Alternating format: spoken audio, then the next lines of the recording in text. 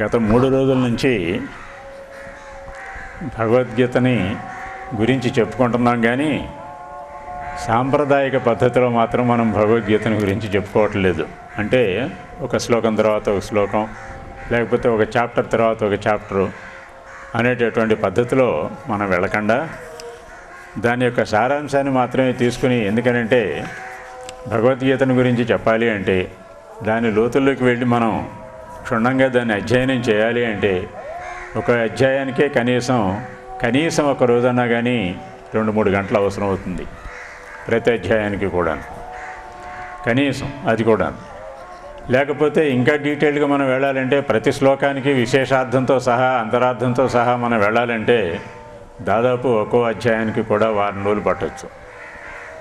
అంత గహనాతి గహమైనటువంటి విషయాలు భగవద్గీతలో ఉన్నాయి.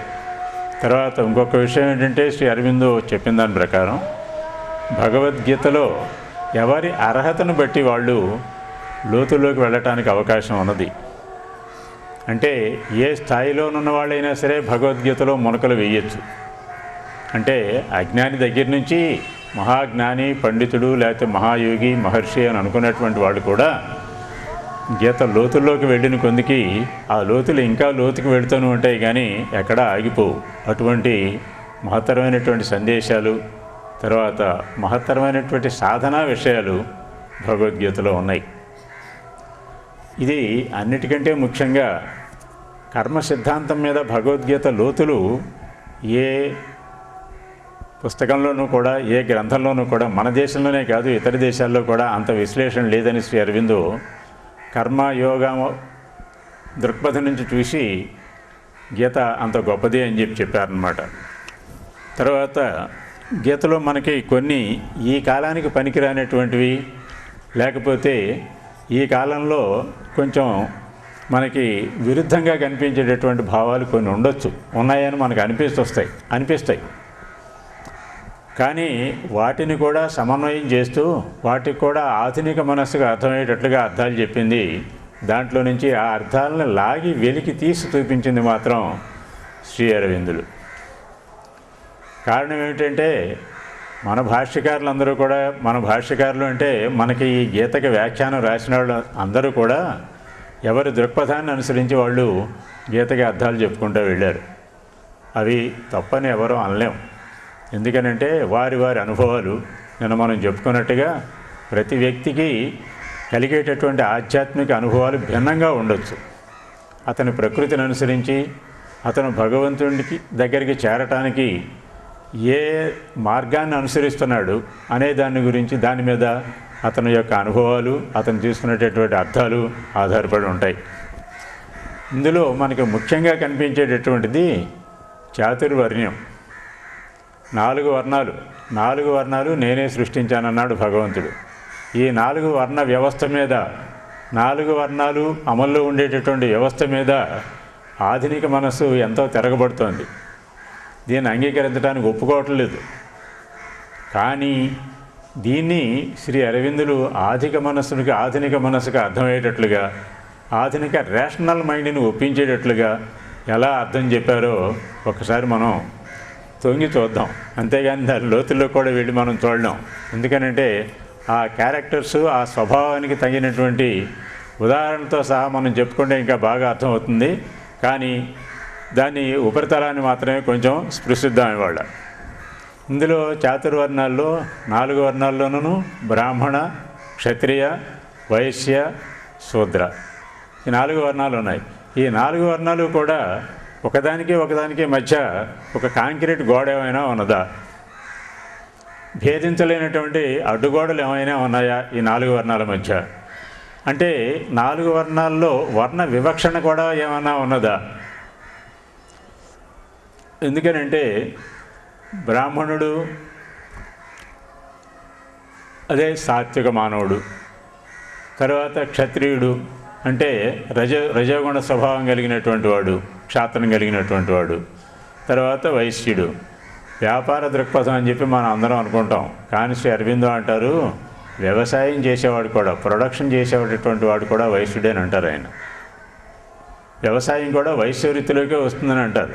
డిస్ట్రిబ్యూషన్ ఆఫ్ వెల్త్ ఇక్కడి నుంచి అక్కడికి, అక్కడి నుంచి ఇక్కడికి డిస్ట్రిబ్యూషన్ చేసి దాంట్లో లాభాలు పొందటమే కాకుండా ప్రొడక్షన్ కూడా వైశ్య వృత్తికి సంబంధించిందని అంటారు శ్రీ అరవిందో. తర్వాత శూద్రుడు. ఈ శూద్రుడు దాస్య ప్రవృత్తి కలిగినటువంటి వాళ్ళు. అంత మాత్రం చేత వీళ్ళు అల్పులని, దానికంటే కొంచెం బెటరు వైశ్యులని, అంతకంటే కొంచెం బెటరు క్షత్రియులని, అంతకంటే ఉత్తముడు బ్రాహ్మణుడు అని చెప్పి మనం ఈ రకంగా వాటి మధ్య తరతమ భేదాలను సృష్టించవలసినటువంటి అవసరం ఎట్టి పరిస్థితుల్లోనూ లేదు అంటారు శ్రీ అరవిందో. కారణం ఏంటంటే అసలు మానవ స్వభావంలోనే, మానసిక ప్రవృత్తుల్లోనే ఈ టెంపర్మెంట్స్లో, దాన్ని ఇంగ్లీష్లో మాట్లాడితే టెంపర్మెంట్స్ అంటాం, ఆ ప్రవృత్తుల్లోనే ఈ భేదం ఉన్నది. అందరి ప్రవృత్తి ఒకటి కాదు. కొంతమందికి జ్ఞానం వైపుకి వెళ్ళాలనేటటువంటి ఆతురత, జ్ఞానాన్ని తెలుసుకోవాలనేటటువంటి తాపత్రయం ఉంటుంది. దానివల్ల ఏమవుతుంది, వాళ్ళ ఆ ఆకాంక్ష వల్ల వాళ్ళు జ్ఞానాన్ని ఎక్కువగా పొందటానికి అవకాశం ఉంటుంది. ఎందుకంటే ఆకాంక్ష ఉన్నది కాబట్టి. అటువంటి ఆకాంక్ష కలిగినటువంటి వాళ్ళంతా కూడా బ్రాహ్మణ, లేదు మనం అనుకున్నట్టుగా సాత్విక మానసిక స్వభావాలు అవుతారు. అది ఒక ప్రకారం, ఒక మోడ్ ఆఫ్ టెంపర్మెంట్ అన్నమాట. తర్వాత రెండో మోడ్ ఆఫ్ టెంపర్మెంట్ ఎలా ఉంటుందంటే, నేను పరిపాలించాలి, డామినేట్ చేయాలి, తర్వాత నా డామినేషన్కి ఉందండేటటువంటి వాళ్ళని నేను రక్షించాలి. ఈ స్వభావానికి తగినట్టుగా అతనిలో వీర్యం తాండవం ఆడుతూ ఉంటుంది. అటువంటి స్వభావం కలిగినటువంటి వాళ్ళు కొంతమంది ఉంటారు.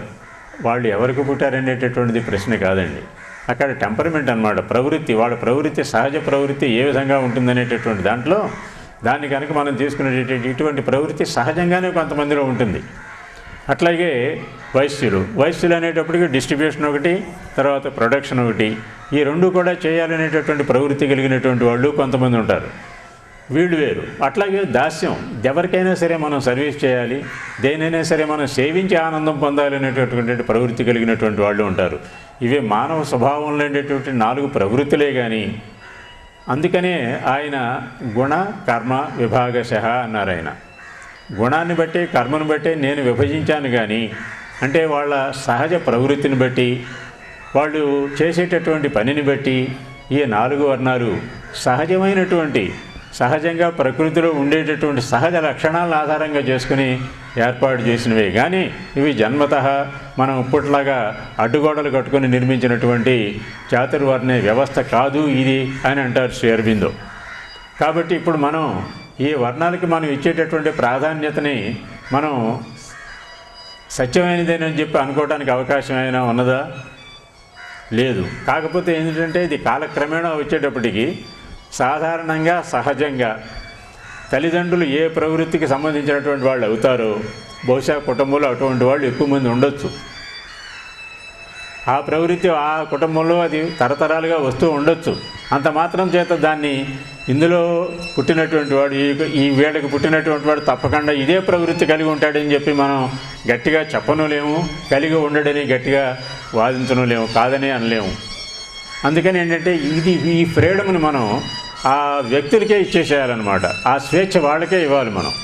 వాళ్ళు ఏ ప్రవృత్తి, వాళ్ళ ప్రవృత్తికి తగ్గట్టుగా వాళ్ళు జీవితాన్ని జీవించడానికి అనువుగా మనం ఆస్కారం ఇవ్వాల్సిందే కానీ, ఆస్కారం కలిగించాల్సిందే కానీ వాళ్ళని ఇదిగో ఈ కులాల గోడల మధ్యలో పట్టేసి, వర్ణ వ్యవస్థ మధ్యలో పెట్టేసి బంధించడానికి అవకాశం లేదు.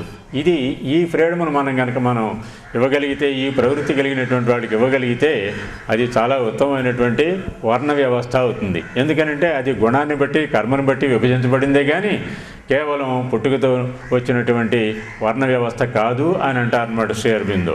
ఇట్లా ఈ వర్ణ వ్యవస్థని కనుక మనం ఈ అభిప్రాయంతో కనుక తీసుకుంటే ఇవాళ ఉండేటటువంటి భేషజాలు కానివ్వండి, వర్ణ వ్యవస్థల మధ్య ఉండేటటువంటి వైరుధ్యాలు కానివ్వండి, చాలా వరకు సమసిపోతాయి. ఇది ఈ రకంగా సంఘంలో ఈనాడు ఉన్నటువంటి ఈ పెద్ద సమస్యకి పరిష్కారం గీతలో నుంచి తీసి బయటికి చూపిస్తారు శ్రీ అరవిందో. ఇట్లా అనేక సమస్యలకి మనకి పరిష్కారం గీతలో దొరుకుతుందన్నమాట, నిత్య జీవితానికి సంబంధించినటువంటి అనేక సమస్యలకి. తర్వాత మనం అనుకున్నట్లుగా సన్యాసం అనేటటువంటిది చాలా గౌరవనీయమైనటువంటి జీవన విధానం అని చెప్పి మనందరికీ ఒక అభిప్రాయం ఉన్నది. మనం అందరం చాలా చక్కగా గౌరవిస్తాం సన్యాసులు మన ఇంటికి ఎవరైనా వచ్చినట్లయితే. కానీ ఈ సన్యాసం అనేటటువంటిది బాహ్య సన్యాసం కాదు, ఇది ఆంతరిక సన్యాసము.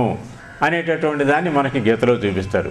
ఎందుకనంటే ఈ సన్యాసం అనేటటువంటిది బాహ్య కర్మలను నిషేధించడం అనేటటువంటిది నిషేధిస్తున్నాను అని అనుకుంటాడు, కానీ కర్మ చేయకుండా ఒక క్షణం కూడా అతని జీవితంలో జీవించలేడు. కారణం ఏంటంటే కర్మ వల్లే అసలు సృష్టి వచ్చింది. భగవంతుడు చేసినటువంటి కర్మ వల్ల సృష్టి వచ్చింది. కాబట్టి సృష్టిలోకి వచ్చిన వాళ్ళంతా కూడా కర్మ చేసి తీరాల్సిందే. నేను కర్మ చేయటం లేదనేవాడు కూడా కర్మ చేస్తూనే ఉన్నాడు. కర్మని సన్యసించండి అని చెప్పినాడు కూడా కర్మ చేస్తూనే ఉన్నాడు. అసలు జీవన ప్రక్రియే కర్మ మీద ఆధారపడి ఉన్నది. కర్మ లేకుండా జీవన ప్రక్రియ అనేటప్పటికి వస్తుంది కదా, కర్మలో నుంచి వచ్చేదే ప్రక్రియ. కర్మ చేసేటటువంటి విధానాన్ని ప్రక్రియ అని అంటాం మనం. జీవన ప్రక్రియ అనేటప్పటికి జీవన కర్మ మనం సాగించాల్సిందే. జీవన కర్మ సాగిస్తున్నామంటే ఏదో ప్రక్రియలో మనం దాన్ని సాగిస్తున్నాం అనమాట. వాడు సన్యసించి జీవన ప్రక్రియ సాగిస్తున్నాడు, మనం సంసారం చేస్తూ జీవన ప్రక్రియను సాగిస్తున్నాం.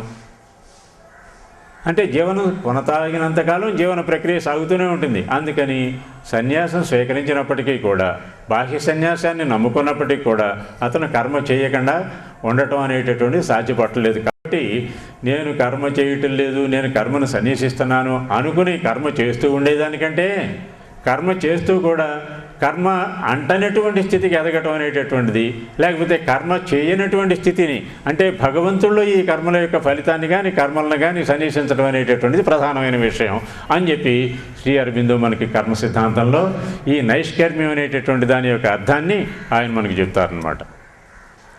కర్మ చేయకుండా కర్మ చేస్తూ కర్మ చేయటం లేదు, కర్మను సన్యసించాను అని బాహ్యంగా సన్యసించడం కాకుండా ఆంతరిక సన్యాసం మీద ఆయన ఒత్తి చెప్తారు. ఎందుకనంటే అసలు ఆధ్యాత్మిక జీవితం అంటేనే మనం మొన్న చెప్పుకున్నట్టుగా ఆంతర జీవితానికి సంబంధించినటువంటిది, బాహ్య జీవితానికి సంబంధించింది కాదు. అట్లాగే స్థితప్రజ్ఞుడి లక్షణాలు ఎట్లా ఉంటాయని చెప్పి అర్జునుడు అడిగినప్పుడు శ్రీకృష్ణుడు ఆంతర జీవితానికి సంబంధించినటువంటి లక్షణాలనే చెప్పారు, కానీ బాహ్య జీవితానికి సంబంధించినటువంటి లక్షణాలు చెప్పలేదు. ఇది సన్యాసం దగ్గరికి వచ్చేటప్పటికి వచ్చినటువంటి భావం అన్నమాట, అర్థం అన్నమాట. తర్వాత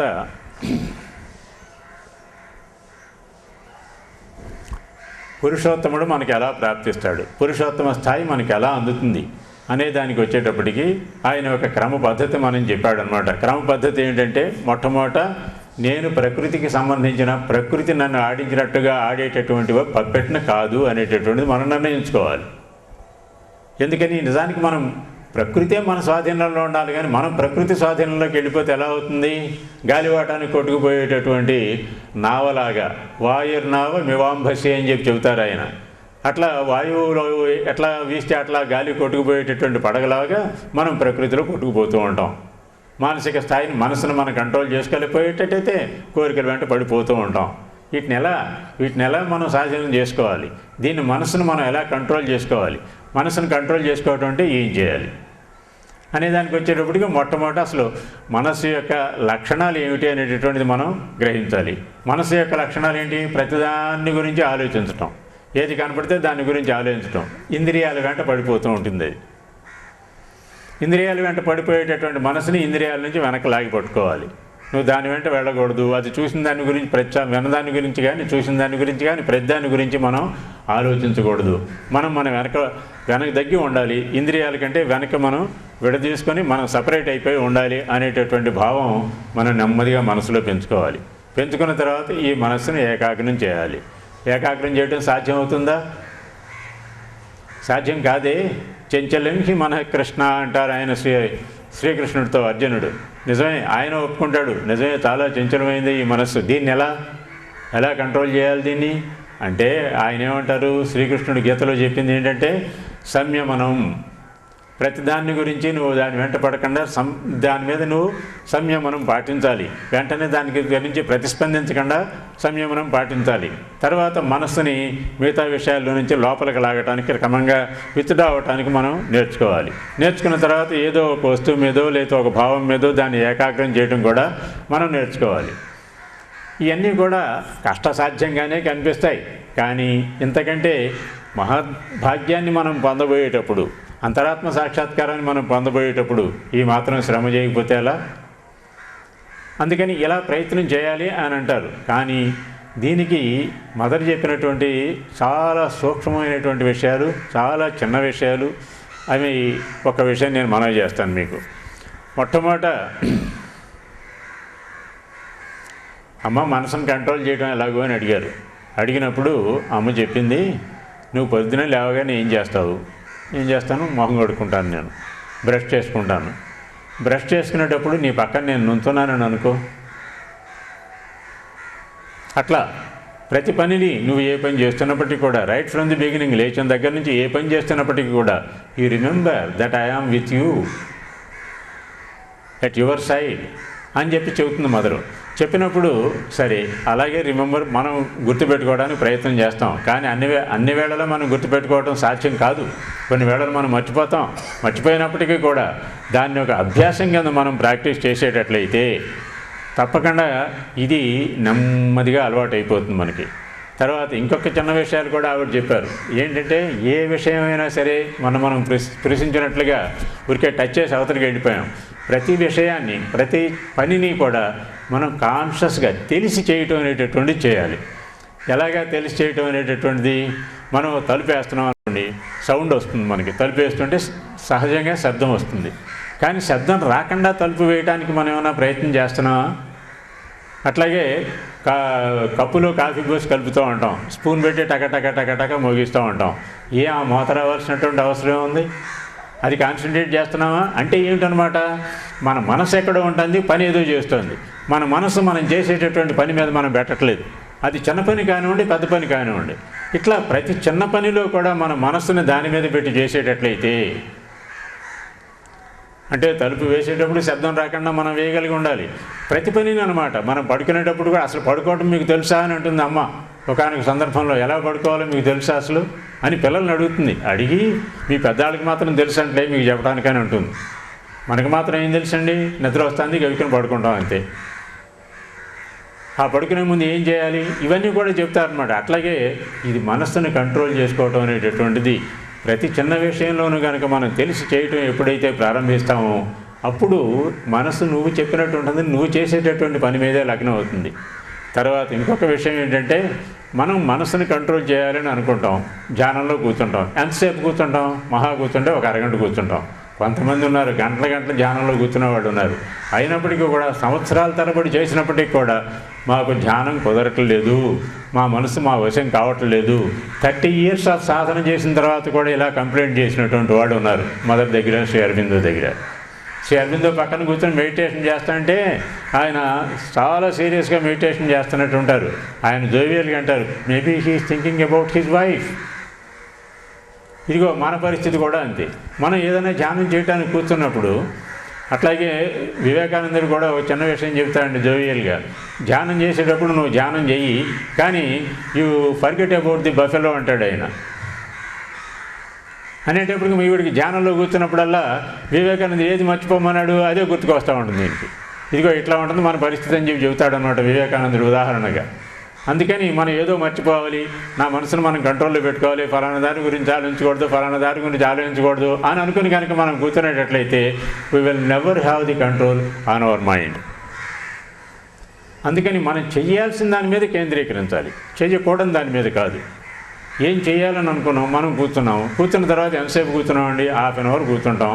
ఇప్పుడు అందరూ మరీ బిజీ లైఫ్లో 1/2 hour కూర్చోవడం కూడా చాలా కష్టం. అయినా కానీ ఒక 1/2 hour పట్టుబట్టు కూర్చుంటాం, ఎట్లా తీరుబాటు చేసుకుని.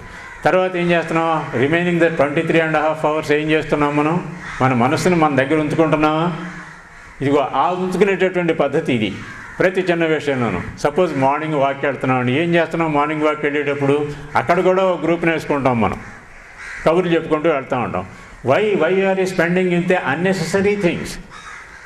ఒక భగవన్నామాన్నో, ఒక భగవత్ శ్లోకాన్నో, ఒక భగవంతుడి యొక్క విషయాన్నో మన ధ్యాన విషయంగా కనుక చేసుకునేటట్టయితే ఆ టైం ఎందుకు కలిసి రాదు మనకి? ఇదిగో ఈ రకంగా ప్రతి నిమిషాన్ని మనం తెలిసి జీవించడం అనేటటువంటిది అలవాటు చేసుకున్నప్పుడు, అట్లాగే మన మనసుని ప్రతి నిమిషం మన దగ్గరే ఉంచుకోవడం అనేటటువంటిది అలవాటు చేసుకున్నప్పుడు, అప్పుడు మీకు ధ్యానం చక్కగా కుదురుతుంది. అప్పుడు మన మనసు మీద మన కంట్రోల్ వస్తుంది. అప్పుడు మనం చేయాల్సినటువంటి పని చక్కగా పర్ఫెక్ట్గా చేయగలుగుతాం. ఎందుకంటే మనసు దాని మీద కాన్సన్ట్రేట్ చేసింది కాబట్టి. అప్పుడు కర్మయోగాన్ని పరిపూర్ణంగా చేయగలుగుతాం, ఆ ఫలితాన్ని కూడా పరిపూర్ణంగా పొందగలుగుతాం. తర్వాత ఎప్పుడైతే మనసు దాని మీద పెట్టి మనం పని చేస్తామో, చేసినప్పుడు ఏమవుతుందంటేనండి మనకు టైం చాలా కలిసి వస్తుంది. ఇప్పుడు ఉన్నటువంటి 24 అవర్స్ 48 అవర్స్ అవుతుంది అప్పుడు మనకి. ఇట్లా మనకి టైము మనం టైము కూడా it expands by itself or it extended, మనకి టైం పెరుగుతుంది. అట్లాగే మనం చేసేటటువంటి పని మీద కాన్సన్ట్రేట్ చేస్తాం. ఈ రకంగా మన ధ్యాన విషయం కూడా మన కంట్రోల్లో ఉండి మన మనసు దాని మీద ఏకాగ్రం కాగలుగుతుంది.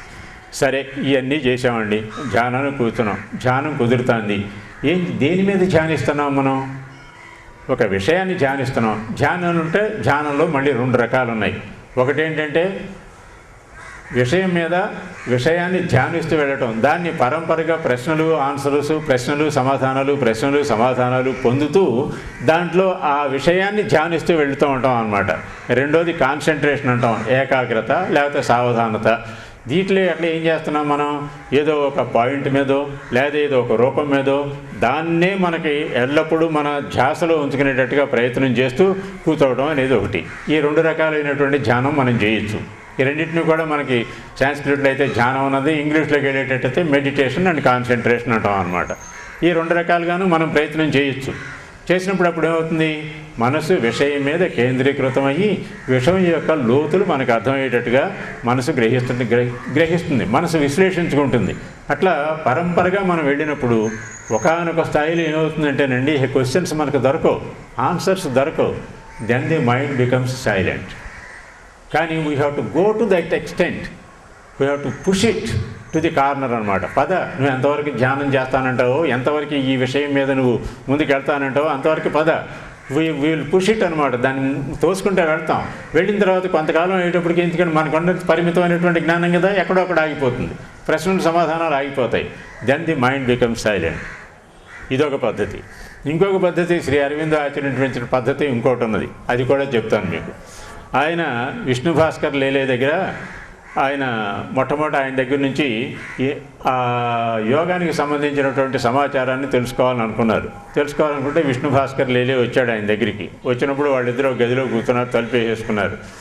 ఈయన లేలే దగ్గర ఎదురుగుండా ఆయన కూర్చున్నారు. లేలే ఒక విషయం చెప్పాడు ఆయనకి. ఆలోచనలు నీలో లేవు, నీలో పుట్టడం లేదు. నీ మనసులోకి ఆలోచనలు బయట నుంచి వస్తున్నాయి. బయట నుంచి నీ మనసులో నీలో ప్రవేశించకముందే వాటిని బయటికి నెట్టేసేయి అని చెప్తారు ఆయన. చెప్పినప్పుడు ఈయన వితౌట్ క్వశ్చనింగ్, ఏమాత్రం సందేహం లేకుండా, ప్రశ్నించకుండా, అసలు అట్లా జరుగుతుందా? అప్పటి వరకు కూడా మనందరి అభిప్రాయం ఒకటే, మన మనసులోనే ఆలోచనలు వస్తాయి, నేను ఆలోచిస్తున్నాను, నా మనసులో ఆలోచనలు పడుతున్నాయి, ఇది మన అభిప్రాయం, మన అనుభవం కూడాను. ఎందుకంటే మనం దాని గురించి ఎక్కువగా విచారించలేదుగా. అసలు ఆలోచనలు ఎక్కడి నుంచి వస్తున్నాయని చెప్పి మనం ఎప్పుడైనా అనుకున్నామా? కానీ ఆలోచనలు ఎక్కడి నుంచి వస్తున్నాయి అనేది 5 సంవత్సరాల వయసులోనే, ఇదిగో ఆవిడ శ్రీ అరవిందో ఫోటో పక్కన ఉన్నారు చూడండి, మదర్ అని అంటాం, ఆవిడ 5 సంవత్సరాల వయసులోనే దాని గురించి ఆలోచించింది. At the age of 5 she thought about where from the thoughts are entering into my mind, what is that which is deciding whether do this or don't do this అనేటటువంటిది ఏది డిసైడ్ చేస్తుంది నాలో అనేటటువంటి, ఇదిగో ఇటువంటి ఆంతరిక విచారణ ప్రారంభం కావాలి. అసలు ముందు మనలో ఒక ఆలోచన వచ్చిందండి, ఈ ఆలోచన నాకు ఎందుకు వచ్చింది? అది మంచిది కావచ్చు అండి, చెడుది కావచ్చు, ఏదైనా సరే మనం తర్కిద్దాం. ఈ ఆలోచన నాకు ఎందుకు వచ్చింది? మిగతా ఆలోచనలు ఎందుకు రావట్లేదు? ఎందుకంటే మంచి ఆలోచనలు ఎందుకు రావట్లేదు? భగవంతుని గురించి ఆలోచనలు ఎందుకు రావట్లేదంటే మన ప్రకృతి, మన స్వభావం, మన స్వధర్మం, దాన్ని అనుసరించి మనకి ఆలోచనలు మనం రిసీవ్ చేసుకుంటాం. బాకీ ప్రపంచంలో ఆలోచనలు ఉంటాయి. అట్లా ఆలోచనలు ఉంటాయి అనేటటువంటి దాన్ని శ్రీ అరవిందో ఇంకో రకంగా ఎలా చెప్తాను. Even now great thoughts are here that walk alone, armed they have come with an infallible word in an investiture of an intuitive light that is a sanction from the eyes of God, announcers of a distant truth they flame. మన చుట్టూతా కూడా ఇప్పుడు కూడా బ్రహ్మాండమైన ఆలోచనలు, మహోన్నతమైనటువంటి ఆలోచనలు, మహోత్కృష్టమైనటువంటి ఆలోచనలు మన చుట్టూతా తిరుగుతూనే ఉన్నాయి. But are we able to receive them? Are we ready to receive them? Are we open to such thoughts అనేటటువంటిది మనం ప్రశ్నించుకోవాలి. కానీ థాట్స్ ఆర్ దేర్, మంచి మంచి ఆలోచనలు ఉన్నాయి, మన చుట్టూతో తిరుగుతున్నాయి, ఎవరు రిసీవ్ చేసుకుంటారని. ఇప్పుడు చూడండి, సెల్ ఫోన్స్ వచ్చిన తర్వాత ఇంకా ఎక్కువైపోయినాయి ఈ వేవ్స్ ఆఫ్ సౌండ్ వేవ్స్, మన చుట్టూతో తిరుగుతున్నాయి అన్నీ కూడా. అట్లాగే రేడియో వేవ్స్ కూడా మన చుట్టూతోనే ఉన్నాయి. But when we tune the instrument to a particular standard, then we will receive those things. అట్లాగే మనం కూడా, కవులు ఉన్నారు, వాళ్ళు కూడా అట్లాగే లోపలికి వెళ్ళిపోతారు, దే రిసీవ్ సర్టెన్ థింగ్స్. అట్లాగే చిత్రకారుడు ఉన్నాడు, దే రిసీవ్ సర్టెన్ థింగ్స్. ఇవన్నీ ఎక్కడి నుంచి వస్తున్నాయి? Because they receive from above. In the same way meditation చేసేటటువంటి వాడు కూడా he receive something from above. అతనికి ఏం కావాలి? I want peace of mind అని అనుకున్నాడు అనుకోండి, మెడిటేషన్లో కూర్చున్నప్పుడు హాయిగా ప్రశాంతంగా కూర్చొని ఐ వాంట్ పీస్, నాకు శాంతి కావాలి, నాకు శాంతి కావాలి, నాకు శాంతి కావాలి అనుకుంటా మెడిటేషన్లోకి వెళ్ళిపోండి. Go deep into yourself asking for the peace, it descends from above. అది శ్రీ అరవిందో చెప్పేది. It descends from above. Peace కావాలంటే పీస్ వస్తుంది, ఇంకేది కావాలంటే అది వస్తుంది. మీకు పైనుంచి నాలెడ్జ్ కావాలంటే నాలెడ్జ్ వస్తుంది, లైట్ కావాలంటే లైట్ వస్తుంది, మీకు ఏది కావాలంటే అది పైనుంచి వస్తుంది. నీకు సాక్షాత్కారం కావాలన్నా పైనుంచి రావాల్సిందే. నేను సాక్షాత్కారం పొందాను అని అంటే పొందాడు, it has come by it self. All the spiritual experiences they will come by themselves. మనం ఏదో కూర్చొని సాధించామని అనుకోవడం పొరపాటు. అక్కడ అన్నీ కూడా మనం అనాస్క్డ్గా వస్తాయండి. మనం దాని గురించి మర్చిపోయినప్పుడు, మనం బ్లాంక్ అయినప్పుడు ఆటోమేటిక్గా ఏదో ఒక ఎక్స్పీరియన్స్ మనకు వస్తుంది. ఇది ఈ మెడిటేషన్లో మనం ఇలా కావాలనుకుని, ఏది కావాలనుకుని కూర్చుంటామో, ఒక దృఢ సంకల్పంతో కూర్చుంటామో. సంకల్పం అనే దానికి ఎంత ప్రాధాన్యత ఉందో చూడండి. ఇప్పుడు మనం ఏ పూజా పునస్కారాలు మొదలుపెట్టినప్పటికీ కూడా మొట్టమొదట సంకల్పం చేయకుండా మనం ఏది మొదలుపెట్టాం. ఫలానాది కావాలని సంకల్పించి మనం ఏ పూజా కార్యక్రమం అయినా సరే మొదలు పెడతాం. అట్లాగే దీనికి కూడా, మెడిటేషన్ కూడా with a certain will. What do you want? You have to have a clear idea. నాకు ఏది కావాలనేటటువంటిది మనకు స్పష్టమైనటువంటి ఒక అభిప్రాయం ఉండాలి. ఆ అభిప్రాయంతో మనం ధ్యానంలో కూర్చుని అప్పుడు నాకు ఇది కావాలి అని అడిగితే ఇట్ డిసెండ్స్ ఫ్రమ్ అబౌవ్. ఇది శ్రీ అరవిందో చెప్పినటువంటిది. అందుకని ఈ ధ్యానం కుదరాలి అని అనుకున్నప్పుడు ఈ 24 అవర్స్ని కనుక మనం ఒక్క నిమిషం కూడా ఇతర విషయాలకి, అన్య విషయాలకి వెచ్చించకుండా భగవంతుడికి సంబంధించినటువంటి విషయాల మీద మనం 23.5 గంటలు కాన్సన్ట్రేట్ చేసేటట్లయితే తప్పకుండా అరగంట మెడిటేషన్ తప్పకుండా మనకి చక్కగా కుదురుతుంది. అందులో ఏమీ అనుమానం లేదు. కానీ మిగతా 23.5 గంటలను మనం మిగతా విషయాల మీద మనస్సును పెట్టి ఆ కాసేపు వచ్చి అక్కడ కూర్చోమంటే అది ఎందుకు కూర్చుంటుందండి? దానికి మనమే అలవాటు చేసాం, మన వదిలిపెట్టి అటు ఇటు జరగటం అనేటటువంటిది. అందుకని అది మన జోలికి మన కంట్రోల్లోకి రాదు. కానీ ఇదిగో ఈ చిన్న చిన్న పనుల వల్ల దాని మీద కంట్రోల్ని, నియంత్రణను మనం సాధించగలుగుతాం. ప్రతి చిన్న పనికి ఆ మనసు అక్కడ పెడతాం. ఇప్పుడు ఏదైనా ఒక చిన్న వస్తువు ఒక తోట పెట్టాం, మర్చిపోయాం అనుకోండి, ఏమనుకుంటాం మనం? ఆ మర్చిపోయిన దానికి గంటన్నర ఎతుకుతాం మనం. కానీ ఆ పెట్టేటప్పుడు ఇదిగో నేను ఈ వస్తువుని ఇక్కడ పెడుతున్నాను అని ఒక్క క్షణం ఆలోచించి కనుక ఆ వస్తువుని అక్కడ పెట్టేటట్టయితే మరుపు అనేది మన జోలికే రాదు అసలు. ఇది నిత్య జీవితంలో యోగ సాధన అంటే ఇదండి. దీనికి మనం పెద్దగా శ్రమించాల్సినటువంటి అవసరం లేదే. ఒక క్షణం మనం చేసేటటువంటి పని మీద మనం శ్రద్ధ పెట్టడమే అన్నమాట. ఇదిగో ఇటువంటి యోగ సాధన కనుక లేకపోయేటట్లయితే మనం ఎన్ని గీతలు చదివినా కానీ, ఎన్ని పుస్తకాలు మనం పఠనం చేసినప్పటికీ కూడా చదువుకునే స్థాయిలోనే ఉంటాయి కానీ అనుభవించే స్థాయిలోకి మాత్రం ఎదగలేము మనం. ఇది అందుకనే గీత సాధనాపరంగా కనుక మనం దాన్ని కనుక తీసుకునేటట్టయితే చక్కటి విషయాలు అందులో ఉన్నాయి. దీనికి ఇంకా ఆయన ఏం కాంట్రిబ్యూట్ చేస్తుందని చెప్పాడు? మితాహారం, మిత నిద్ర, అన్నీ మితంగానే ఉండాలి. ఈ అలవాట్లు కూడా చక్కటి పరిశుభ్రమైనటువంటి ఆహారం తీసుకోవాలి, పరిశుభ్రమైనటువంటి వాతావరణంలో ఉండాలి, చక్కటి స్థలంలో మనం కూర్చోవాలి, నిఠారుగా వెన్ను నిలబెట్టి కూర్చోవాలి. ఇవన్నీ కూడా ఆయన ఇచ్చినటువంటి సూచనలు ధ్యానయోగంలో వస్తాయి. ఇవన్నీ కనుక మనం పాటించేటట్లయితే, ఇవన్నీ కనుక మనం చేసుకుంటూ వెళ్ళగలిగేటట్లయితే మనకి ఈ నిత్య జీవితం అంతా కూడా పొద్దున్న లేచిన నుంచి సాయంత్రం పడుకునే వరకు కూడా అంతా యోగ సాధనలోనూ ధ్యానంలో భాగం అయిపోతుంది జీవితం కూడా. ఇదిగో ఇటువంటి ధ్యానాన్ని మనం పొందటానికి ప్రయత్నం చేయాలి.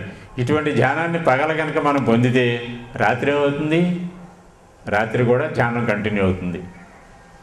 ఈవెన్ నిద్ర, sleep also becoming a place for meditation. నిద్రపోయేటప్పుడు హాయిగా చక్కగా ఏ టెన్షన్ లేకుండా మొత్తం మనం శిరస్సు దగ్గర నుంచి బొటన వేలు దాకా కింద దాకా నకసిక పర్యంతం కనుక ఒక రిలీఫ్ చేసి అంతా స్ప్రెడ్ అయిపోయింది, ఎక్కడ టెన్షన్ లేకుండా కనుక మన మంచం మీద హాయిగా పడుకుని స్ప్రెడ్ అయిపోయి పల్చగా అయిపోయి మొత్తం దుప్పటి మంచం అంతా ఎంత ఉందో అంత వెడల్పు మనం విస్తరించుకుని అన్నట్టుగా ఊహించుకుని హాయిగా పడుకుని భగవంతుని యొక్క ధ్యానం చేస్తూ కనుక మనం వెళ్ళామంటే మన మనసు ధ్యానంలోనే ఉండిపోతుంది. అది God shall grow up while the wise men talk and sleep అంటారు Shri Aurobindo. God shall grow up while the wise men talk and sleep. వాళ్ళు నిద్రపోయినా కానీ భగవంతుడు పెరుగుతూనే ఉంటాడట. ఎట్లా పెరుగుతారు? ఇదిగో ఇట్లా చేస్తేనే. అది అందుకని ఇది ధ్యానంలో మనం భగవంతుడి దగ్గరికి వెళ్ళడానికి కావలసినటువంటి ఉపాయాలు అన్నమాట ఇవి. ఇది కూడా మనకి గీతలో సాక్షాత్కరిస్తుంది.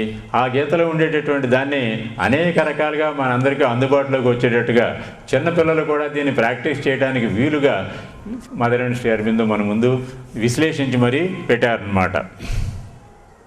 శ్లోకం దగ్గరికి వచ్చేటప్పటికి సర్వధర్మాన్ పరిత్యజ్య మామేకం శరణం వ్రజ. శరణం, శరణాగతి అనే దాని గురించి నిన్న మనం కొంచెంగా చెప్పుకున్నాం. ఈ శరణాగతి అనేటటువంటి బాహ్యంలో ఉండేటటువంటి భగవంతుడికి మాత్రమే కాకుండా మనలో ఉండేటటువంటి భగవంతుడు కూడా.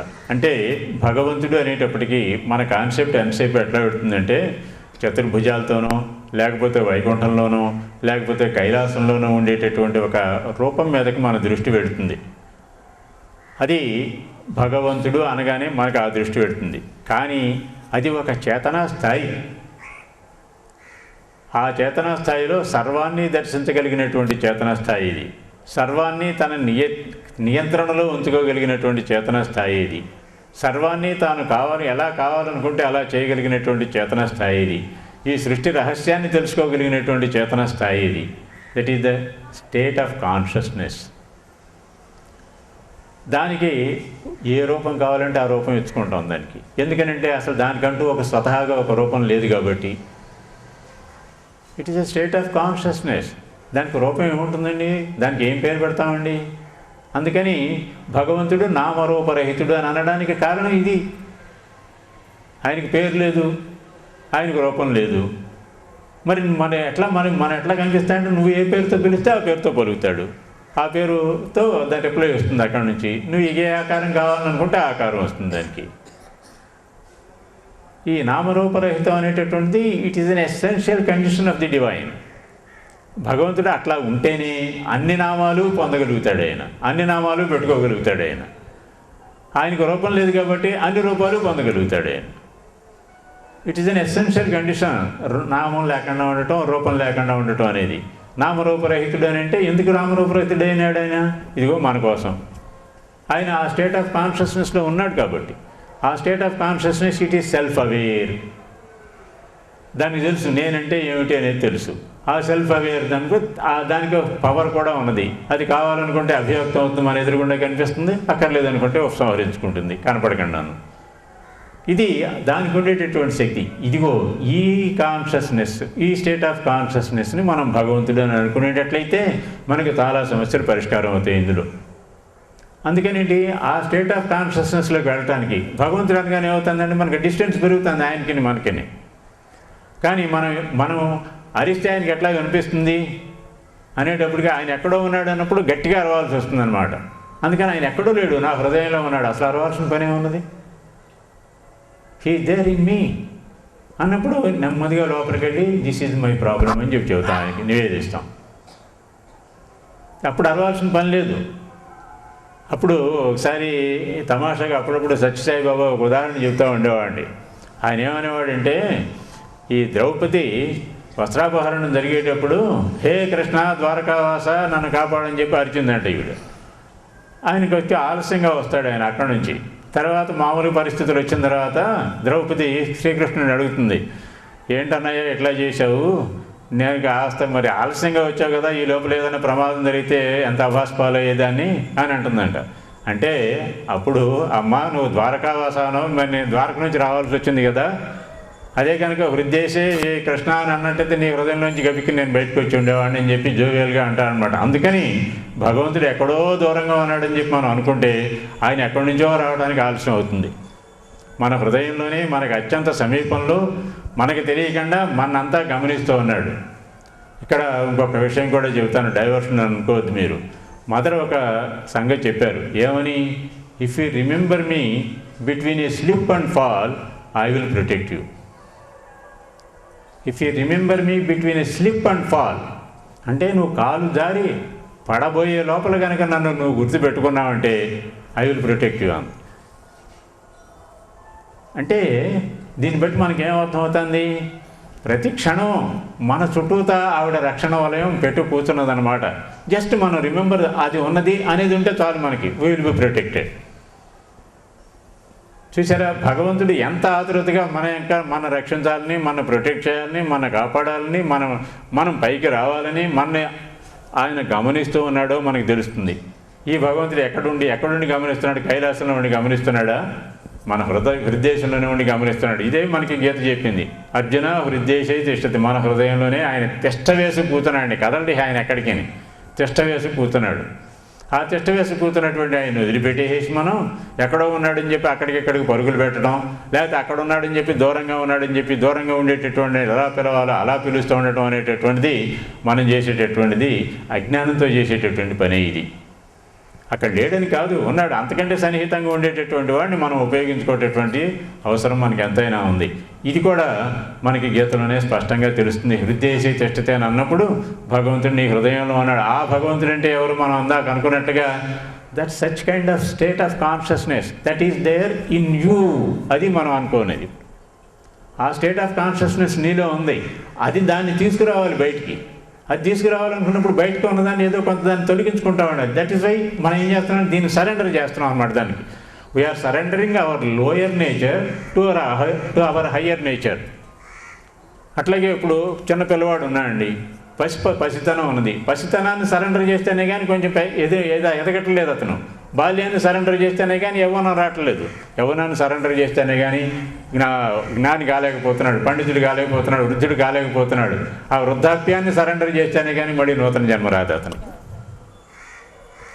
ఇదంతా జరుగుతుంది. సరెండర్ మనకు తెలియకుండానే జరుగుతుంది ఇదంతా. కానీ తెలిసి చేయాల్సినటువంటి కాన్షియస్గా మనం ఈ సరెండరింగ్ అనేటటువంటిది చేస్తే మనం నిమ్న ప్రకృతిని కనుక ఉన్నత ప్రకృతికి మనం అపరా ప్రకృతిని పరాప్రకృతికి కనుక మనం సరెండర్ చేసేటట్లయితే అప్పుడు భగవంతుడి యొక్క ప్రకృతి ఏదైతే ఉన్నదో, ఆయన స్వభావం ఏదైతే ఉన్నదో, ఆయన స్వభావం స్వధర్మం ఏదైతే ఉన్నదో అది మనలో ప్రవేశిస్తుంది. అప్పుడు మన భావం ఆయన భావం అవుతుంది, మన మనస్సు ఆయన మనస్సు అవుతుంది, మన కార్యం ఆయన చేసేటటువంటి కార్యం అవుతుంది. ఇదే గీత చరమ సందేశం. మన్మనాభవ మద్భక్తో మద్వాజీ మాం నమస్కురు. ఆయనకి మనం సమర్పణ చేయాలి. సమర్పణ అవ్వటం అంటే మన లోయర్ నేచర్ని భగవంతుడికి అర్పిస్తున్నాం అన్నమాట. అర్పించి దీన్ని ట్రాన్స్ఫార్మ్ చేయి, దీన్ని నీ ప్రకృతిలో నింపు. ఈ నిమ్న ప్రకృతిని నువ్వు తీసేసుకో, ఉన్నత ప్రకృతిని నాకు అందించు. ఆ ఖాళీ అయిపోయింది కానీ అది నిమ్న ప్రకృతి నీకు ఇవ్వగానే నా దగ్గర ఖాళీ అయిపోయింది. So give your higher nature into me, send it into me, or transform the lower nature into the higher nature. This transformation అనేటటువంటిది we will see only in Sri Aurobindo. అంతకుముందు అంతా కూడా నిమ్మన ప్రకృతి నిన్ను బంధించుతుంది కాబట్టి దాన్ని వదిలిపెట్టేసాయి, నిమ్మన ప్రకృతితో సంబంధం పెట్టుకోబాకు అనేటటువంటి అది పెట్టుకునేప్పుడు దానికి ఆ పద్ధతులకు మనం వెళ్ళేటప్పటికల్లా మనకి ఏ పద్ధతులు ఏ మార్గాలు ఓపెన్ అయి ఉన్నాయి. సన్యాస మార్గం ఒకటి ఓపెన్ అయి ఉన్నది, ఇంకోటి అటువంటి మార్గాలే ఇది బ్రహ్మసత్యం జగన్మిథ్య అనేటటువంటి దీన్ని తోసేటటువంటి మార్గం ఒకటి ఓపెన్ అయి ఉన్నది. ఈ మార్గాల్లో పడిపోతున్నాం మనం. అందుకని అలా కాకుండా దీన్ని కూడా ట్రాన్స్ఫార్మ్ చేసుకుని దీన్ని కూడా ఆలింగనం చేసుకోగలిగేటట్టు. ఇప్పుడు ఇక్కడ ఒక సమస్య ఏంటంటే ఈ ప్రకృతిని గురించినటువంటి జ్ఞానం కలిగిన వాడు అజ్ఞాని అని అంటున్నాం మనం. ఈ ప్రకృతిని గురించిన జ్ఞానం ఉంది, వీడికి ఏమీ తెలియదు, భగవంతుని గురించినటువంటి జ్ఞానం లేదు అని అన్నాం. భగవంతుని గురించిన జ్ఞానం తెలిసింది, ఆయన ఏమంటాం మనం? వాడు మహాజ్ఞాని అని అంటాం. కానీ పెద్దలు పండితులు ఏమంటున్నారంటే ఈ విజ్ఞానాన్ని అంటే ఈ ప్రకృతిని గురించి తెలిసినటువంటి వాడు నిజమే అంధకారంలో ఉన్నాడు. కానీ ఆ ప్రకృతిని గురించి పరాప్రకృతిని గురించో లేకపోతే భగవంతుని గురించో నాకు తెలిసిందని అనుకున్నాడు. చూసారా, ఏది ఈ ప్రకృతిని తోసిపారేసి నిమ్న ప్రకృతిని తోసేసి ఉన్నత ప్రకృతి ఒకటే ఉన్నది, అదే శాశ్వతమైంది, అదే యథార్థమైంది అని అనుకుని ఏదైతే తెలుసుకున్నాడో వాడిని మనం మహాజ్ఞానం అనుకుంటున్నాం. భగవంతుని గురించి తెలుసు, ఆత్మని గురించి తెలుసు అతనికి అని చెప్పి అతని జ్ఞానం అనుకుంటున్నాం. వాడు ఇంకా ఇంతకంటే కూడా అంధకారంలో ఉన్నాడు అని అంటారు వాళ్ళు. ఎందుకని? కారణం ఏమిటి? అంధకారంలో అజ్ఞానంలో ఉండేటటువంటి వాడు జ్ఞానం కావాలని తాపత్రయపడుతున్నాడు. కానీ నాకు తెలిసింది అని అనుకున్నటువంటి వాడు ఉన్నారు చూసారు, సగమే తెలిసింది వాడికి, పూర్తిగా తెలియదు, పూర్ణ జ్ఞానం లేదు. దీని ప్రకృతిని గురించినటువంటి జ్ఞానం అతను వదిలిపెట్టేశాడు. ఆత్మని గురించి జ్ఞానం కలిగింది అతనికి. ఆత్మని గురించి జ్ఞానం కలగగానే ఏమైంది, నాకు అంతా తెలిసిపోయిందని అనుకుంటున్నాడు. తెలిసిపోయిందని అనుకోగానే అతను తెలుసుకోవాల్సింది ఏమీ లేదనుకుంటున్నాడు. అందుకని ఇంకెక్కువ అజ్ఞానంలో ఉన్నాడు వాడు. వీడు తెలుసుకోవాలనే జ్ఞానం ఉంది వీడి దగ్గర, వాడికి తెలిసిపోయింది అనేటటువంటి అజ్ఞానంలో పడ్డాడు. అందుకని నిమ్న ప్రకృతిలో ఉన్నటువంటి వాడి కంటే కూడా నాకంతా తెలిసిపోయింది అనుకునేటటువంటి వాడు, ఆత్మ గురించి అక్షరాత్మని గురించి తెలిసినటువంటి వాడు ఇంకా అంధకారంలో ఉన్నాడు అనేటటువంటి విషయాన్ని ఆయన మనకి ఎత్తి చూపిస్తారనమాట. అందుకని మనకి పరిపూర్ణ జ్ఞాని ఎప్పుడవుతున్నాడు? అక్షరాత్మని గురించి తెలుసుకున్నవాడు, క్షరాత్మని గురించి తెలుసుకున్నవాడు, రెండింటి యొక్క జ్ఞానం కలిగినటువంటి పరిపూర్ణ జ్ఞానుడు అవుతున్నాడు. ఈ రెండింటిని తెలుసుకునేటప్పటికి అతని స్థాయి ఎక్కడికి వెళ్తుంది? పురుషోత్తమ స్థాయికి వెళ్ళిపోతుంది. అక్కడే తెలుసు. ఇక్కడ ఈ రెండు తెలిసినవి సమన్వయం అయ్యేటటువంటిది అక్కడ. ఈ పరస్పర వైరుధ్యాలుగా కనపడేటటువంటిది కనపడకుండా ఏకమయ్యేది అక్కడ. అందుకని పురుషోత్తమ స్థాయికి వెళ్తున్నాడు. పురుషోత్తమ స్థాయికి వెళ్ళినప్పుడు అసలు వైరుధ్యాలు లేవు, ద్వంద్వాలు లేవు, పరిపూర్ణ జ్ఞాని అవుతాడనమాట. అప్పుడు అతను చేసేటటువంటి కర్మ బ్రహ్మాండమైన దివ్య కర్మ అవుతుంది. ఇప్పుడు మరి శ్రీకృష్ణుడు ఆ పురుషోత్తమ తత్వంలో నుంచి వచ్చినటువంటి వాడేగా, ఆయన కర్మ చేయలేదా? ఆయన మహాజ్ఞాని, ఆయన కర్మ చేశాడు కాబట్టి అజ్ఞానాన్ని అనగలమా మనం? అనలేము. కారణం జ్ఞానంతో చేసినటువంటి కర్మలు, దివ్య కర్మలు ఆయన చేశాడు. నిస్సంగుడే ఈ కర్మను ఆచరించాడు అతను నిస్సంగత్వం అనేటటువంటిది ప్రతి విషయంలోనూ మనకు అర్థమవుతుంది. నువ్వు నావాడివి అన్నారు. అర్జునుడిని కూడా ఆఖరికి వదిలిపెట్టేసి నిర్వీర్యుని చేసి వెళ్ళిపోతాడు ఆయన. ఎందుకని తాను వచ్చినటువంటి పని పూర్తయిపోయింది. నూతన ధర్మాన్ని ఇక్కడ ఈ పరిణామ ప్రక్రియలో ఒక నూతన ధర్మాన్ని ప్రవేశపెట్టేశాడు. ఆయన వచ్చిన దాన్ని ఆయన వెళ్ళిపోయాడు.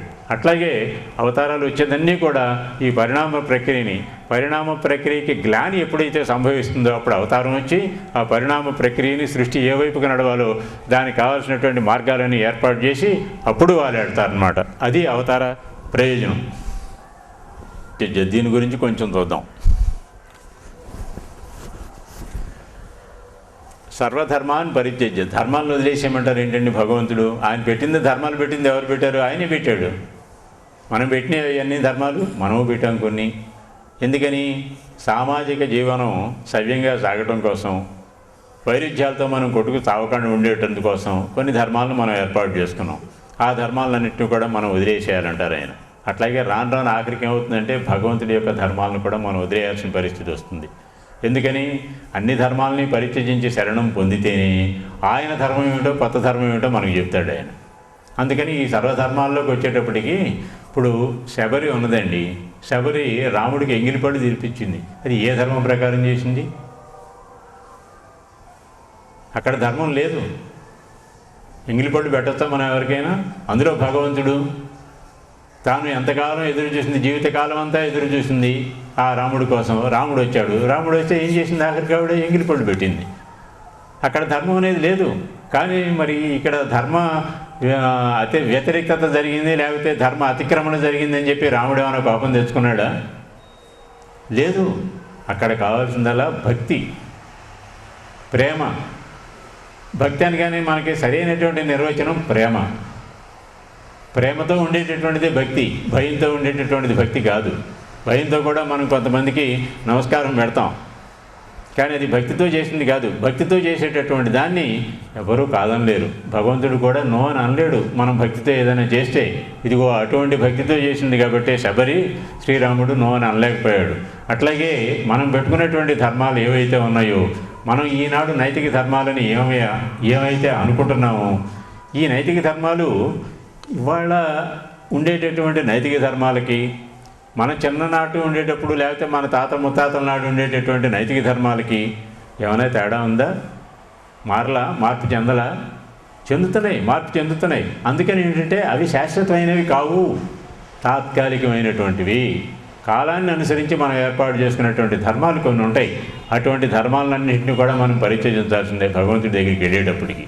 అంటే నిత్య కర్మలకు సంబంధించినటువంటి ధర్మాలు, ఇది మంచా, ఇది చెడా, ఇది చేయొచ్చా, ఇది చేయకూడదా, మనం తూర్పు తిరిగి కూర్చోవాలా, మెడిటేషన్ పడమటి తిరిగి కూర్చోవాలా, తలకాయ తూర్పు పడుకోవాలా, పడమటి పెట్టి పడుకోవాలా, తర్వాత మనకి ఈ ధర్మాలు ఇట్లాంటివన్నీ మనం అనేక సందేహాలు వస్తాయి, ధర్మ సందేహాలు మనకి.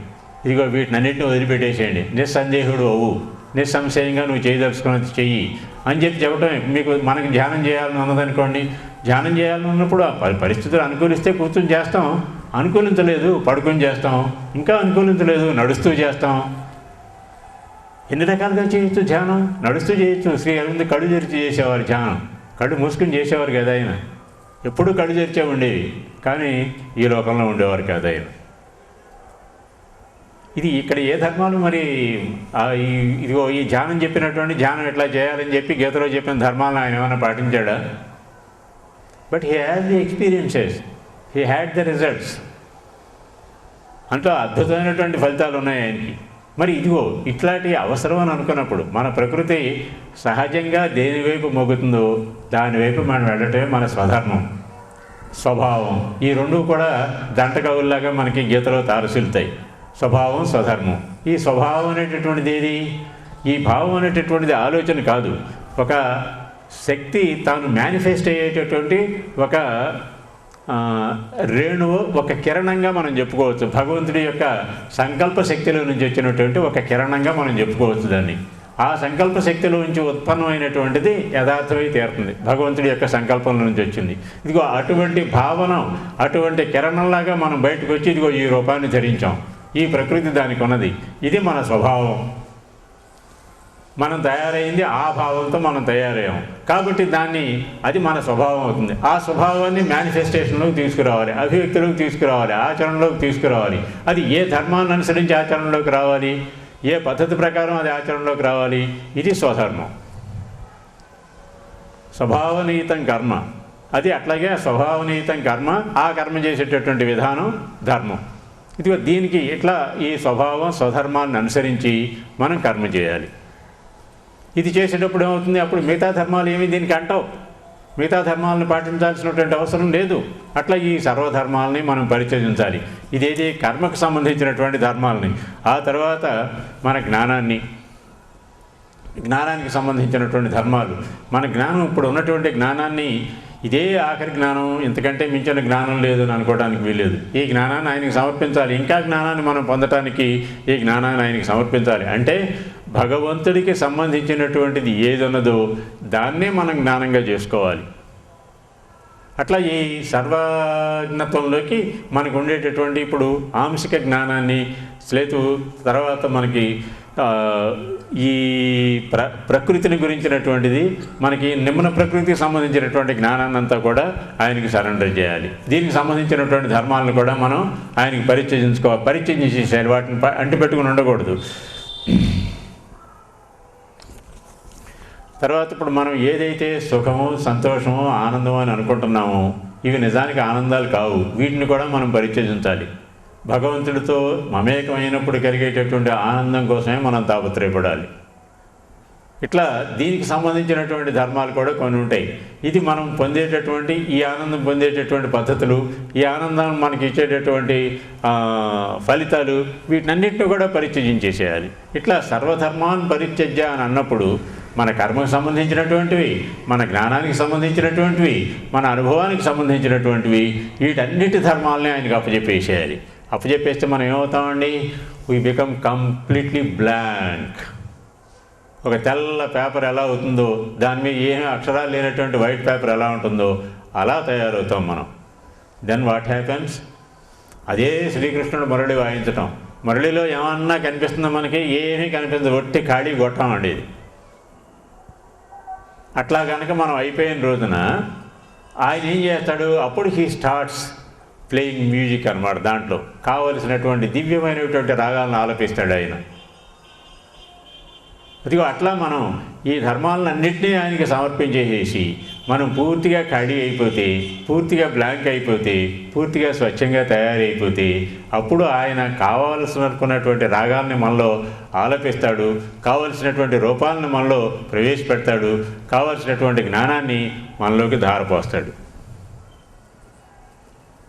అప్పుడు మనకి ఇవన్నీ ధారపోసినప్పటికీ కూడా వీటన్నిటికీ కూడా ఏది కూడా బంధహేతు కాదు. ఎందుకంటే we have become blank and everything divinity entered into అస్.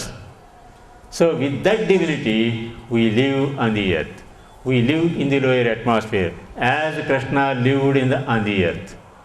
ఆ భగవంతుడు ఈ భూమి మీద ఎలా నివసించాడో మనము ఆ భగవంతుడి యొక్క తత్వాన్ని పుణికిపుచ్చుకొని ఈ భూమి మీద నివసిస్తాం, కర్మ చేస్తాం. ఎందుకు చేస్తాం కర్మ? లోక సంగ్రహార్థం. ఇప్పుడు ఇంకా మన బంధించేది ఏమీ లేదు. We are free as the divine is free. ఆ భగవంతుడు ఎలా అయితే ఫ్రీ స్వేచ్ఛామయుడో మనం కూడా అటువంటి స్వేచ్ఛలోకి అడుగు పెడతాం అన్నమాట. ఇటువంటి స్వేచ్ఛ అడుగుపెట్టినప్పుడు మనకి ఈ ప్రపంచం అంతా ఎట్లా కనిపిస్తుందండి? శ్రీకృష్ణుడు బృందావనంలో ఎలా క్రీడించాడో అలా క్రీడించగలుగుతాం మనం స్వేచ్ఛగా, అలా ఆనందం పొందగలుగుతాం ఈ క్రియేషన్లో నుంచి మనం, అలా ఈ క్రియేషన్లో ఉండేటటువంటి సారాన్నంతా మనం అందుకోగలుగుతాం. ఇది ఎంతటి భోగభాగ్యమో ఆలోచించండి ఒక్కసారి. ఇదన్నమాట. ఈ రకంగా మనం ఉన్నతమైనటువంటి స్థాయిలోకి ఎదిగినప్పుడు ఈ పృథ్వీయే ఒక బృందావనంగా తయారవుతుంది. మనం చేసేటటువంటి జీవన యాత్రే ఒక రాసక్రీడగా తయారవుతుంది. ఇది ఈ స్థాయికి ఎదగటానికి ఇదిగో మనం ఈ ధర్మాలన్నింటినీ పరిత్యజం చేసేసి భగవంతుడి యొక్క ధర్మాలను మనం పుణికిపుచ్చుకోవాల్సినటువంటి అవసరం ఎంతైనా ఉంది. ఇదే ఈ సర్వధర్మాన్ని పరిత్యజ్య అనేటటువంటి దాంట్లో అర్థం అని చెప్పి శ్రీ అరవిందో మన ముందు ఇంకా చాలా లోతుగా విశ్లేషిస్తారు ఆయన. ఈ కర్మ సంబంధించినటువంటి ధర్మాలు అనేటప్పటికీ దాదాపు ఒక పేజీ నిండా ఆయన వర్ణిస్తారు. అట్లాగే జ్ఞానానికి సంబంధించిన ధర్మాలంటే ఒక పేజీ నిండా వస్తాయి. ఇట్లా అనేక రకాలైనటువంటి విశ్లేషణ, చాలా సూక్ష్మమైనటువంటి విశ్లేషణ మదర్ అండ్ శ్రీ అరవిందో రైటింగ్స్లో మనకు కనిపిస్తుంది. ఈ విశ్లేషణలోనే గీతలో కూడా ఇవన్నీ ఉన్నాయి. దీనికి సంబంధించినవి మనకి గీతలో ఛాయామాత్రంగా కనిపిస్తాయి, బీజ రూపంలో కనిపిస్తాయి. వీటిని మనం అందులో నుంచి అందిపుచ్చుకొని మనకు కావాల్సినట్టుగా దాన్ని ఎక్స్టెండ్ చేసుకుని దాన్ని విశాలం చేసుకుని దాంట్లో నుంచి మనం ఇంకా ఉన్నతమైనటువంటి ఆనందాన్ని, ఉన్నతమైనటువంటి అర్థాలని మనం పొందాల్సినటువంటి అవసరం ఎంతైనా ఉందని చెప్పి గీతను గురించి ఆయన వ్యాఖ్యానం చేస్తూ మనకు చెప్తారనమాట. అందుకని ఇటువంటి మహద్గ్రంథాలు మనం అనుకున్నట్లుగా అనేక వేల సంవత్సరాలైనా కానీ అవి సజీవంగా మనందరికీ ఈ జ్ఞానాన్ని, ఈ సాధనా ప్రక్రియల్ని మనకు అందించడానికి కారణం. సావరించి నిద్రాణమయ్యున్న జాతిని జాగృతము చేయ, అంధవిశ్వాసమునగాక వివేకవంతులై స్వాతంత్ర్య సముపార్జనము చేయ, స్వాతంత్ర్యావశ్యకత నెరిగి యోధులై మాతృసేవ చేయ, యువత హృదయాల దాకు తూణీర సదృశ వ్యాసములు రాసి సకల భారతమును మేలుగొలిపి సంపూర్ణ స్వాతంత్ర్య దిశోన్ముఖంబు గావించిన శ్రీ అరవింద ప్రభో వందనములందుకము. బలవంతముగా కారాగారమునకుని వచ్చి ఏకాంతనించేసి ఈ దృశ్య ప్రపంచ సర్వమునందున్న తనుదా మీకు తెలుపుకొన్న శ్రీకృష్ణదేవుల సందేశం ఈ జగతికిందులుప, ఒక భారతమునేగాక సకల మానవాడినేగాక అంధకారావృతమయ్యున్న ఈ అపర ప్రకృతనంతయున్ గూఢ ముక్తముగా వింప మిమ్మాయత్తపరచి ఆ దైవము పాండిచేరికి పంపగా నేతించిన శ్రీ అరవింద ప్రభు వందనములందుకము. ఏ దైవ శక్తి సాయం అపేక్షించి యోగమాచరించిరో, ఏ దైవ శక్తిని పొంది స్వాతంత్ర్యము సాధించనించిరో, ఆ దైవ శక్తి ఆధ్యాత్మికముగనేగాక భౌతికముగా కూడా సశరీరయ్యి మీకు తోడుగానుండ దివ్యమాత మిర్రారూపము ధరించి పాండుచేరికి విచేసి మీ దైవ కార్య సాధన మార్గమునకొక ఘనిష్ట రూపమునిచ్చి జగత్తునకు మాతయ్యి మా అందరి హృదయాలను అధిష్ఠించి దైవోన్ముఖంగు చేసి మీ దైవ కార్య సాఫల్యత కవిరడ కృషి అనర్చగాదా ప్రభు. మీ నామ మహత్వంబు గాని, మీ రూపతేజంబు గాని, మీ సాన్నిధ్య దివ్యత్వంబు గాని మేమిసుమంత కూడా నెరుంగలేమైతిమయ్యా. ఆ దివ్యజనని కృపార సామృతమూర్తి ఏకాదశ వర్ష ప్రాయము నాటి మీ ఛాయాచిత్రముంజూచి చైతచేతన రూపమ్య గాని వేరొండుగాదనియు, మీ సాన్నిధ్యంబు భూపైనుంటం చేసి అంధకారావృతమైన ఈ సకల జగత్తును గూఢముక్తముగా వింపబడుననియు, ఆ ద్వంద్వాతీత పరమునకు మూలము నుండి సరాసరి అభివ్యక్తమైన దివ్యశక్తి సమన్విత సక్రియారూపమ్య మీరని మీ దివ్యతత్వంబు తెలుప సంభ్రమ ఆశ్చర్య సంజనితులమైతే మో ప్రభు. మీరే తెంచిన దైవ కార్య సంపూర్ణ సాఫల్యతకై పృథ్వీ చేతనయందతి మానసావిర్భావ సానుకూల్యతకై మీకు సాయం అందించుతూ మీ చెంతనే నడయాడుతున్న క్షరాక్షరాతీతుడైన పురుషోత్తముడు శ్రీకృష్ణదేవులను ఆ జగజ్జనని సూచించ దుర్గోచరము మీ దేహములోని అవతరింపగ చేసుకొన్న శ్రీ అరవింద ప్రభో వందనములందుకము. మీ దివ్య జీవనము గాని, యోగ సమన్వయము గాని, వేద రహస్యములు గాని, గీతావ్యాసములు గాని, మహోత్కృష్టము సావిత్రి కావ్యము గాని, మరే ఇతర రచనయం గాని మీరు దర్శించకుండా అనుభవానంద